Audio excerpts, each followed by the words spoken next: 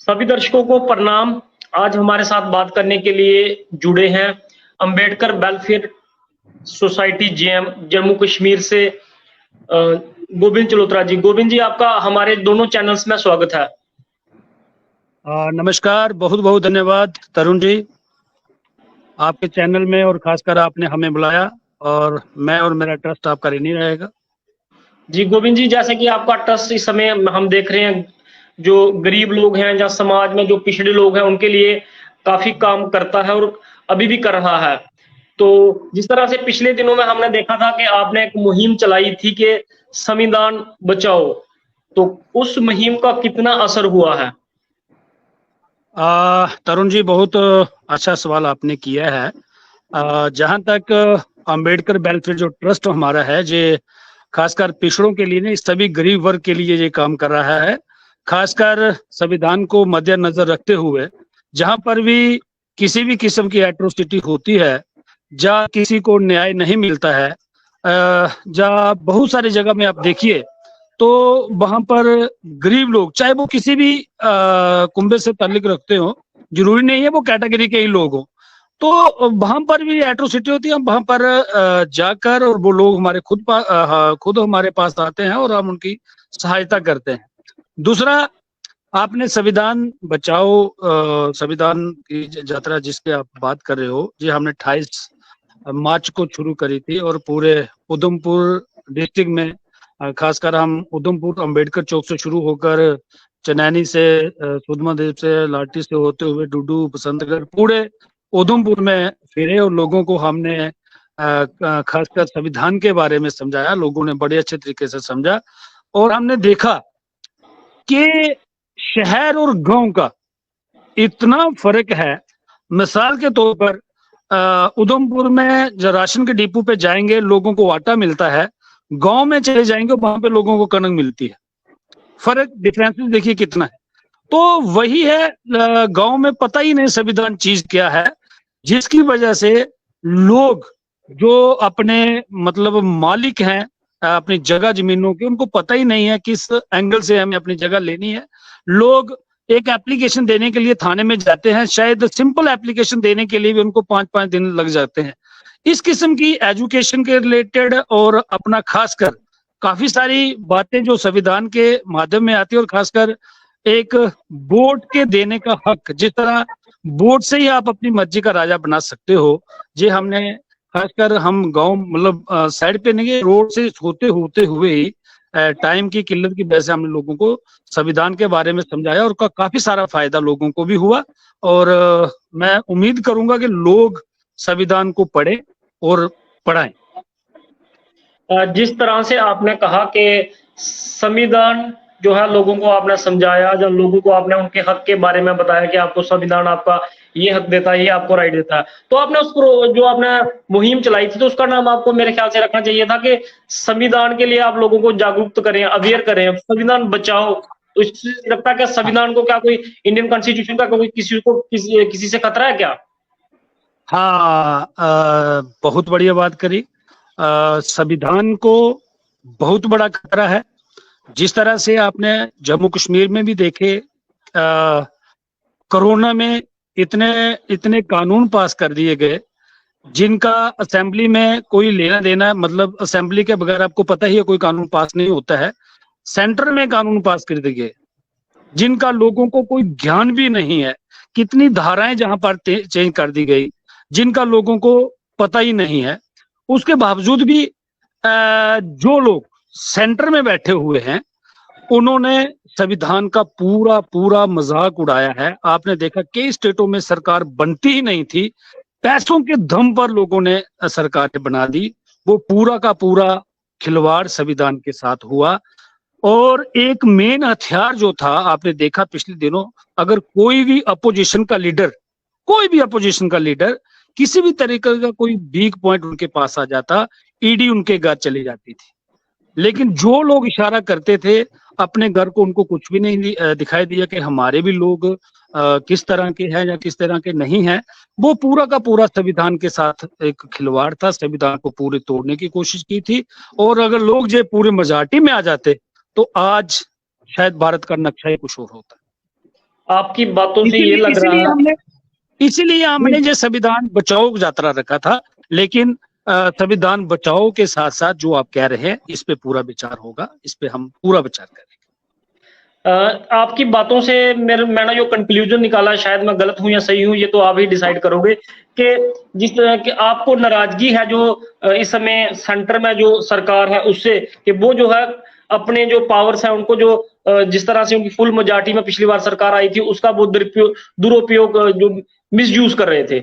अगर आपकी बात को जो मैं समझ के जो बता रहा हूं। सर, सरकार से हमें कोई लेना देना नहीं, सरकारें आती जाती रहती है, लेकिन जो सरकार में बैठे हुए लोग होते हैं वो अपनी पावर का मिसयूज करते हैं। मतलब जिस तरह से आप देखिए कुछ दिनों से काफी सारे लीडरों को अंदर रखा, सेंटर में रखा, मतलब जेल में रखा गया, और बाद में 6 महीने या 7 महीने या 8 महीने या साल के बाद उनको छोड़ दिया जाता। उनके ऊपर कोई भी मतलब जो क्या बोलते हो, जिसके मर्जी से सोचो, उनके ऊपर कोई भी जुर्म नहीं होता। लेकिन जे लोग कानून का मतलब कानून को भद्दा म्याग बनाकर लोगों पे मतलब किस तरह की एट्रोसिटी करते हैं, उसके साथ हमारा एक जो अभियान है। अंबेडकर वेलफेयर ट्रस्ट एक बड़ा छोटा सा एक परिवार है जिसमें काफी सारे लोग आते हैं। मैं फिर कहूंगा कि जो लोग सरकार से, हमें सरकारों से, फिर मैं कहूंगा सरकारों से हमें कोई लेना नहीं, लेकिन जो सरकार में बैठे हुए लोग होते हैं वो अपनी कुर्सी का नाजायज फायदा उठाते हैं। देखो सर, अपोजिशन सरकारें होती, पहले भी अपोजिशन होती थी, लेकिन इस तरह की अपोजिशन हमें कभी नहीं देखी थी। आप जहां कश्मीर में चली जाइए, मतलब ऐसे लोग हैं, सुनने में सूत्रों के, आप जैसे मीडिया बंधुओं से ही पता चला कि 23,000 बंदा एक ही डिस्ट्रिक्ट से मतलब जो जेलों में है, लोगों को पता ही नहीं है कि कौन सी जेल में है। मतलब होता है कोई बंदा जहां से उठाया जाए उसको पता है कि उधमपुर में बंद है या जम्मू में बंद, पता होना। लेकिन ऐसा सुनने में आया, सूत्रों के माध्यम से सुनने में आया कि लोगों को पता नहीं है, माँ बाप को, हमारे बच्चे कौन सी जेलों में है। तो ये भी एक संविधान के साथ कोई ऐसा तो हमारे पास तो आया नहीं है कि कोई जेलों में डाले गए हैं, कोई जेलों में है। लेकिन हम आपसे एक और बात समझना चाहेंगे कि संविधान जोड़ो यात्रा जो आपने निकाली थी, तो काफी लोग, मैंने देखा कि उसमें काफी इंटरेस्टेड थे, संविधान के बारे में पढ़ रहे थे, हमारा संविधान हमें क्या राइट देता है। आधे लोगों को तो ये पता भी नहीं था कि हम अपने कॉन्स्टिट्यूशन का यूज करके कहां पर किस तरह से जो हमारे जो अधिकार हैं उनका जो है हम अपने अधिकार ले सकते हैं। तो आपसे लोग मिले होंगे, कैसे लोगों को रिएक्शन रहे? सर, ये बहुत अच्छी बात कही। संविधान का सच में किसी को, बड़े सारे लोगों को पता नहीं है। जो खासकर एडमिनिस्ट्रेशन जो मैं मतलब पूरे भारत की नहीं करूंगा, मैं सिर्फ डिस्ट्रिक्ट उधमपुर की बात करूंगा, छोटे से, जहां पर जो भी एडमिनिस्ट्रेशन प्रॉपर शहरों में ही रहती है। लेकिन अगर लोगों को अपने कानून का पता हो, संविधान का पता हो, वो एक मतलब 2 दिन का काम 1 दिन में कर पाता, मतलब 1 दिन में कर लेगा। लेकिन संविधान का ज्ञान ही किसी को नहीं है। मैं आपके माध्यम से बुद्धिजीवियों को कहूंगा कि जिस तरह से आप अपने घरों में गीता रखते हो, कुरान रखते हो, बाइबल रखते हो, सबको पढ़ते हो, बहुत बढ़िया बात है। लेकिन इसके साथ साथ में एक जो भारत का सबसे बड़ा ग्रंथ है, जिस ग्रंथ की वजह से पूरा भारत चलता है, संविधान को भी अपने घरों में रखिए। और खासकर आपको पता है उसके कई हजार मतलब कितने ही आर्टिकल है, लेकिन हम रोज का आधा आर्टिकल भी पढ़ेंगे, उसमें भी हमें बहुत सारी तब्दीली मिलेगी। संविधान की जानकारी हमें खासकर हम भारत के लोगों को और खासकर जम्मू कश्मीर के लोगों को बहुत जरूरी होनी चाहिए, जिसकी वजह से पूरा ये भारत चलता है। अंबेडकर वेलफेयर सोसाइटी जो है, हमने देखा है ज्यादातर जो जो जो अब काम करती है, ये करती है गरीब लोगों के लिए। तो जहाँ फिर जो समाज से थोड़े पीछे लोग हैं, जो अभी मेन स्ट्रीम से नहीं जुड़े हुए हैं, तो आपको लगता है कि सरकार ने भी इसकी ओर थोड़ा ध्यान देना चाहिए, या सरकार को भी ऐसा करना चाहिए जिससे इन लोगों को थोड़ा अपलिफ्ट किया जाए? सर, जो अंबेडकर वेलफेयर ट्रस्ट है, जो अंबेडकर एक ऐसा नाम है जो पूरी दुनिया में जिसका नाम है, अमेरिका ने जिस तरह से कहा था कि अगर अंबेडकर हमारे जहां पर होता तो हम शायद उसका नाम चांद रखते या सूर्य रखते। और जो भारत में जो अंबेडकर के नाम को, और खासकर इस तरह से जब बाबा साहब डॉक्टर बी आर अम्बेडकर की जो मृत्यु 1956 में हुई थी, तो 1990 तक इनका मतलब पता ही नहीं था, इनकी सारे सिस्टम को दबा दिया गया था, चाहे वो भी कोई भी सरकार थी। 1990 में जब काशीराम साहब उन्होंने एक मूवमेंट को छेड़ा, जिसके वजह से बाबा साहब doctor B R Ambedkar ji का नाम इस दुनिया में आया और भारत में आया, जिसका कोई नाम भी नहीं लेता था। अम्बेडकर का कोई नाम भी नहीं लेता था, संविधान का कोई नाम भी नहीं लेता था, लेकिन ऐसी रूहानियत और 56 में डेथ हुई और 90 में उनको लगभग भारत रत्न मिला। कितनी बड़ी मतलब कितना बड़ा अन्याय उस बंदे के साथ हुआ, जिस बंदे ने भारत को मतलब बुलंदियों पे ले गया। और इतने जबरदस्त उस बंदे के साथ पिछली सरकारों ने एट्रोसिटी करी है। वो तो एक महान योद्धा थे, लेकिन गरीब लोगों को क्या होता होगा। हम यही कहेंगे कि Ambedkar welfare trust doctor B R Ambedkar की विचारधारा को, संविधान को है कोशिश करेगा घर घर में लेने के लिए। जिस तरह में आप देख रहे हो कि जीएसटी में भी स्कूलों में एजुकेशन पे भी 18% मतलब जीएसटी सरकार ने लगा दिया है, रोटी पे जीएसटी लगा दी है। वही एक कारण साधन है संविधान, जिसकी वजह से हम लोगों को अवेयर करेंगे कि पढ़ाई ही एक ऐसा मतलब हमारे पास वो दूध है, जो पिएगा वो दहाड़ेगा। वो होगा संविधान के माध्यम से। जो भी संविधान पढ़ेगा वो अपने हक और हकूक जिनको सालों में मिलेगा, वो संविधान के माध्यम से जल्दी जल्दी मिलेगा। वीरेंद्र जी आपसे कुछ सवाल करेंगे। वीरेंद्र जी एक सवाल आपसे, जैसा कि 370 टूटने और राम मंदिर बनने के बाद आपको क्या लगता है कितने लोग बीजेपी में शामिल हुए? सर, राम मंदिर के साथ लोगों को बड़ी सारी आस्था जुड़ी है और पूरा भारत राम को मतलब समझता है, आप सभी को पता है। लेकिन राम के साथ भी इस सरकार ने कितना गफला किया आप लोगों ने देखा। कितने करोड़ों रुपए इन लोगों ने उसमें भी गफला किया।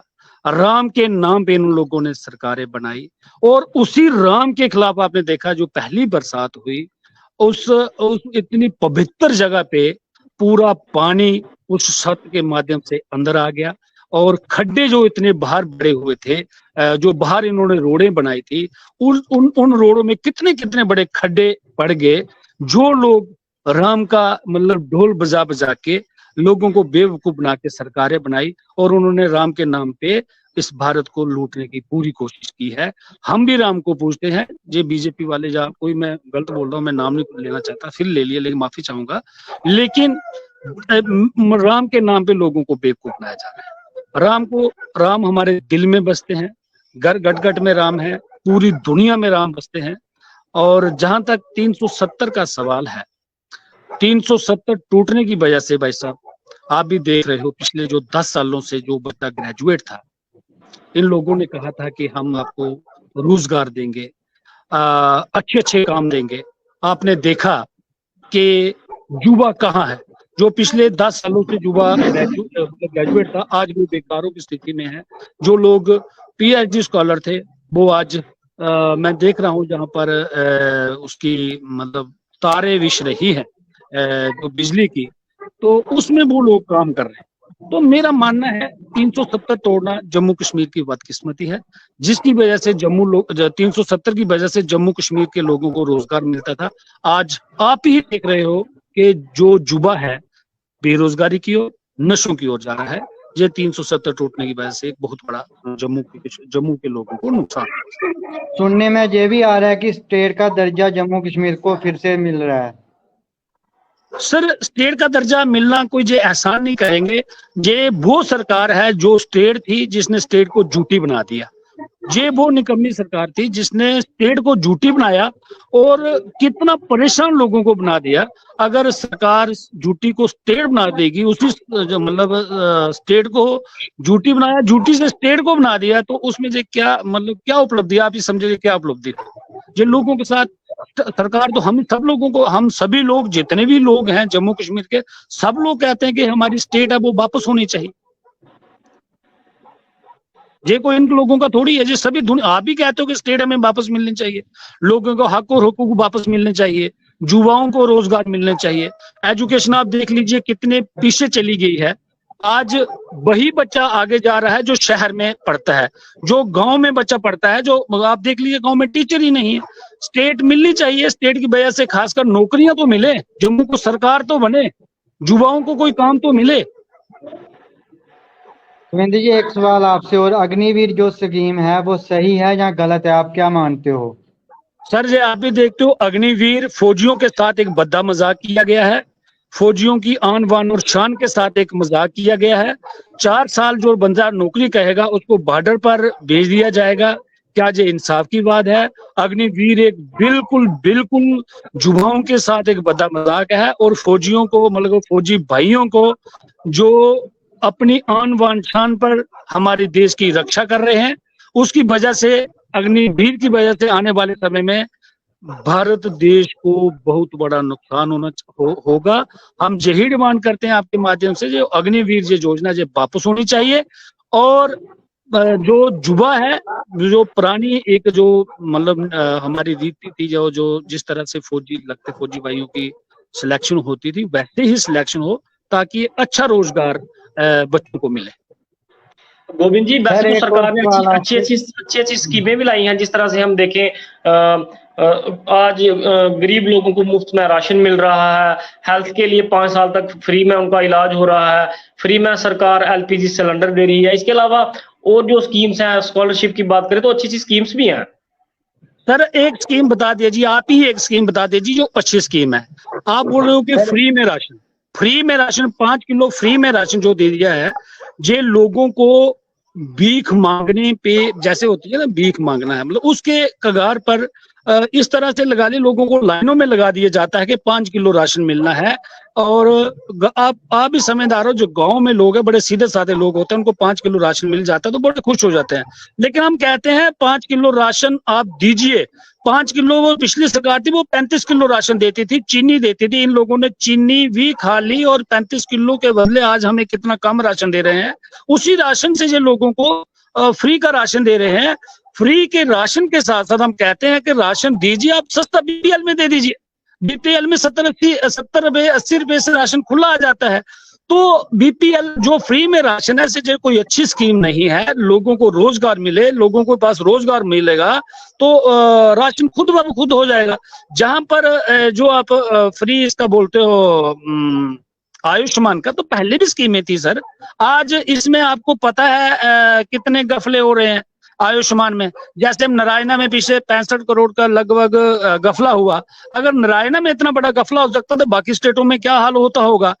अगर ये चीज आप डॉक्टरों से ही पूछेंगे, अगर कोई अच्छा मतलब किसी को अच्छा ऑपरेट कराना हो, कोई अच्छा वो चीज डालनी हो, तो उसमें वो डॉक्टर आप पूछ लीजिए कौन सा वो स्टंट डालते हैं, क्या बढ़िया स्टंट डालते हैं या किस किस्म का स्टंट डालते हैं।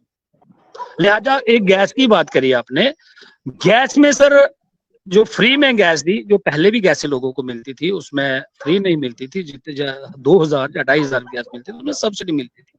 जो फ्री में जो गैस दे रहे हैं इसमें जिनको कोई भी सब्सिडी नहीं मिलती है, लिहाजा पैसे में लोगों को सब्सिडी दे दें तो 1 साल में फ्री हो जाती है गैस। ये लोगों को साथ खाली वोट की एक सियासत है, वोट लेने की सियासत है, और लोगों को गुमराह किया जा रहा है।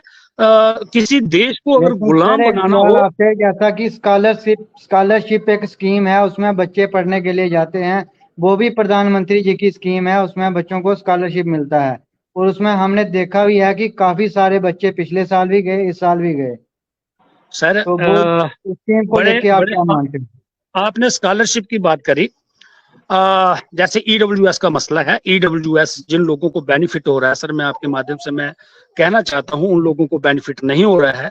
जहां स्कॉलरशिप की बात कर रहे हो आप, SC ST OBC के लोगों को स्कॉलरशिप मिलता था, आप अपने सोर्सेज के माध्यम से लगाइए। आज भी वो तबका बहुत गरीब है जिनको स्कॉलरशिप मिलना चाहिए था, उनको स्कॉलरशिप मिल ही नहीं रहा।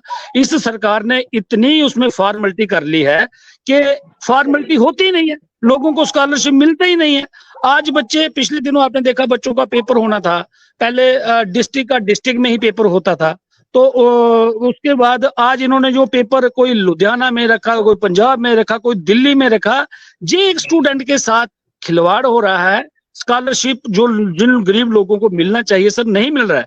आप ग्राउंड लेवल पे चाहिए, जिन गरीब लोगों को स्कॉलरशिप मिलना चाहिए था, खासकर जो मतलब स्कॉलरशिप तो हर गरीब को मिलना चाहिए, सर लेकिन आप क्या कैटेगरी मानते के हैं लोगों ने कहाँ कमी है उसमें, कहाँ कमी रहेगी? क्या सिस्टम सर की गलती है या क्या किस चीज में हमारे क्या? सिस्टम की सर गलती है। पहले भी तो स्कॉलरशिप मिलता था, पहले स्कूल के प्रधानाचार्य डिसाइड कर देते थे गरीब बच्चा है इसको स्कॉलरशिप दे दिया जाए। आज इन्होंने 11-11 12-12 फॉर्मेलिटी उसमें रख ली है, तो वो बच्चे फॉर्मेलिटी कर ही नहीं सकते, तो जिसकी वजह से जिन लोगों को बेनिफिट मिलना चाहिए उनको मिलता ही नहीं है। जे डिसाइड कर ले, मतलब एक ऊपर से एक मैसेज होना चाहिए, तो ताकि जो स्कूल का प्रधानाचार्य है वही डिसाइड करे कौन सा बच्चा मतलब कैटेगरी में फॉल करता है, उसको स्कॉलरशिप मिलना चाहिए कि नहीं मिलना चाहिए। वो बिल्कुल नहीं है, गरीब लोगों के साथ बिल्कुल स्कॉलरशिप के नाम पर एक बद्दा मजाक है। ये सर अपने अपनी शायद सोच का या अपनी अपनी किस तरह से देखते हो, ये उसका ही एक हो सकता है कि आप कैसे इसको देखते हो। बहरहाल लोगों ने तो ये स्कीम्स शायद पसंद की हैं कि ताकि एक बार फिर से यही सरकार लौटी है, क्योंकि ये स्कीम्स तो लोगों को पसंद आई होंगी ना, तभी तो फिर से सरकार वापिस आई है। जी सर, आपको भी पता है सरकारें कैसे बनी है, ये सभी लोगों को पता है, अच्छी बात है सरकार बनना, लेकिन हम ये कहेंगे स्कॉलरशिप गरीब लोगों को बिल्कुल मिलना चाहिए। लेकिन अगर आप रिजर्वेशन की बात करते हो, स्कॉलरशिप आरक्षण की बात करते हो, जहाँ स्कॉलरशिप की बात करते हो, बिल्कुल अच्छी बात है, बच्चे पढ़ रहे हैं, लेकिन बड़े सारे लोग बच्चे हैं, ऐसे भी लोग हैं उनके पास बाहर भेजने के लिए पैसे भी नहीं होते। आप देखिए कितने बच्चे बाहर गए, मेरे को पता है हमारे काफी सारे बच्चे बाहर गए हैं, लेकिन काफी सारे बच्चे लोग जो गांव में हैं, जो पढ़ना चाहते हैं वो नहीं पढ़ पा रहे, जिन लोगों को बेनिफिट मिलना चाहिए वो नहीं मिल रहा है। आप अपने सोर्सेज से लगाइए कि क्या गांव में एजुकेशन सही तरीके से मिल रही है या नहीं मिल रही है। आप गवर्नमेंट स्कूलों की बात करिए, क्या 8th और 10th का बच्चा आज कोई मेडिकल मतलब IIT जो मेडिकल में जो पेपर हो रहे हैं, क्या उनमें बच्चा कोई गवर्नमेंट स्कूल का आ रहा है? एक भी बच्चा बता दें तो वो हमारे लिए बहुत बड़ी उपलब्धि होगी। आज सभी जगह नहीं है, आप ऐसे नहीं कह सकते हो सभी जगह सिस्टम खराब है। बहुत के अच्छे गवर्नमेंट अच्छे सरकारी स्कूल भी हैं। जो शहर के पास होंगे वो होंगे, मैं गांव की बात कर रहा हूँ, जो शहर के प्रॉपर शहर, जैसे हमारा गवर्नमेंट हाई सेकेंडरी स्कूल है, आप उधर काफी सारे टीचर है, चाहे वो लड़कियों वाला है चाहे वो लड़कों वाला है, वहां पर बहुत बड़ी टीचर है। लेकिन गांव की बात कर रहा हूँ सर, जिन लोगों की जरूरत है, जिन लोगों को मतलब स्कॉलरशिप की जरूरत है, उनको नहीं मिल रहा है। गवर्नमेंट ने इतनी फॉर्मेलिटी कर ली है, उनकी फॉर्मेलिटी नहीं पूरी होती, तो बच्चे बाहर जा नहीं पाते। जो बच्चे बाहर जा रहे हैं वो ऑलरेडी ठीक है, तो और भी बच्चों को बेनिफिट होना चाहिए, हो भी रहा है, होना भी चाहिए। जी जिस तरह से हमने देखा कि इस समय अब आपने गरीब लोगों की बात की है, तो बिजली के बिल जो है वो ज्यादा आ रहे हैं और बिजली जो है लोगों को कम मिल रही है। इसके अलावा हम देख रहे हैं कि पानी की भी समस्या हो रही है और सुना कि आने वाले टाइम में पानी के लिए भी जो है वो स्मार्ट मीटर लग रहे हैं और पानी भी लोगों को अब शायद ज्यादा महंगा मिले। तो अम्बेडकर आपकी जो वेलफेयर सोसाइटी है ये क्या करेगी? सर जो सोसाइटी का मसला है, हम ये लोगों का फैसला है, लोगों ने फैसला किया है वोट देकर। जो नहीं, स्मार्ट मीटर आप कहीं और जा रहे हो। मैं ये बोल रहा हूँ कि जिस तरह से जैसे हम देख रहे हैं गाँव में लोगों को सिर्फ 1 कमरा या 2 कमरा, उनको भी इतना बिल डाला जा रहा है, बिजली का बिल जो है वो ज्यादा आ रहा है और पानी को भी लेकर अब कहा जा रहा है कि शायद स्मार्ट मीटर लग जाएंगे। क्या कहोगे आप? हाँ बिल्कुल ये बिल्कुल आप सही कह रहे हो। जो लोगों के साथ फिर मैं कहूंगा स्मार्ट मीटर लगने चाहिए, जितने मतलब पहले भी तो उस मीटर लगे थे, पहले आप इस 10 सालों में तो चौथी बार तो मीटर लगे या तीसरी बार तो मीटर लगे। ये कैसी सरकार है? आज इनका पहले मीटर कुछ और था, अगली बार मीटर कुछ और गया, इस बार मीटर कोई और आ गया। इसमें भी मतलब कितना इन लोगों ने लोगों के साथ विश्वासघात किया। वही मीटर था, आज भी वही कंपनी है मीटर बनाने वाली। आप देखिए ये मीटर बनाने वाली कंपनी कौन है, कौन सी कंपनी है, कौन सा ठेकेदार है, कौन इसका मालिक है? आप पहले से जांच पड़ताल कर दीजिए। रोज नए कानून, रोज नए सिस्टम बना के ले आते हैं। हम ठीक है, बिजली जहां पर जिसका दुरुपयोग हो रहा है, आप अपने मुलाजमों को भेजिए। क्या बिजली जो लोग बिजली का किराया सही तरीके से मतलब दे रहे हैं, बहुत दुनिया दे रही है, लेकिन ऐसे भी बहुत बड़े लोग हैं जो बिजली का किराया नहीं देते हैं, जिनकी वजह से गरीब लोगों पर आफत आ जाती है। चाहे वो बिजली, मैंने देखा कल एक लेडीज हमारे जहाँ, वो बड़ी परेशान थी, जिसके पास वो अकेली लेडीज है, उसका 3300 रुपये बिल एक महीने का आ गया। वो कैसे आ गया? वो उसके पास एक सोशल वर्कर गया था, लेकिन वो भी हैरान था। एडमिनिस्ट्रेशन के पास जाओ, बात सुनते ही नहीं है। क्योंकि सबसे बड़ी कमजोरी हमारे जम्मू कश्मीर की ये रही कि जम्मू में जो अफसर है, जम्मू प्रोविंस में, चाहे जो पहले भी डीसी हुआ करते थे, चीफ सेक्रेटरी हुआ करते थे, काफी सारे हमारे लोकल डीसी हुआ करते थे, जो हमारी बात सुनते थे। आज हमारा लोकल कोई अफसर ही नहीं है जिसके पास हम अपना बात लेकर जाएं और सुने। लेकिन लोकल एडमिनिस्ट्रेशन जो होती है, लोगों के साथ बातचीत करती है। आज तो मैं देखता हूँ बड़े सारे लोग हैं जो अपना मुद्दा एडमिनिस्ट्रेशन तक लेके जाते हैं, उनकी बात को सुनता ही कोई नहीं है। ये सारे अफसर बाहर के लगे हुए हैं। ठीक है, हमारे जम्मू के भी बड़े सुपर अच्छे लोग हैं, अच्छे अफसर हैं, तो हम चाहेंगे कि जम्मू के लोगों को एडमिनिस्ट्रेशन दी जाए, ताकि ये निपटारा जम्मू के लोग ही कर सकते हैं, बाहर के लोग नहीं कर सकते।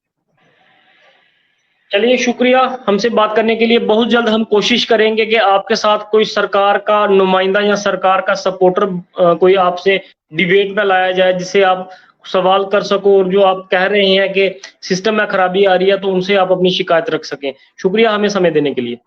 अरुण जी, आपका बहुत बहुत धन्यवाद। थोड़ा हम भी और आप भी टाइम की वजह से आगे पीछे हो गए। अगली बार दोबारा मुलाकात होगी, जैसे आपने कहा। आपका बहुत बहुत धन्यवाद। जय भीम, जय भारत, जय संविधान।